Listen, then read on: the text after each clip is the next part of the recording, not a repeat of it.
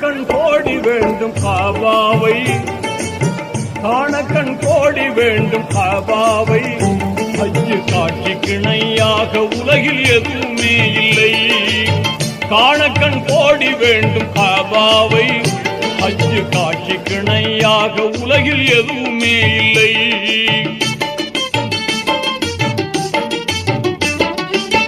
தீனோர்கள் கூடும் இடம், திருநபிகள் பிறந்த இடம்.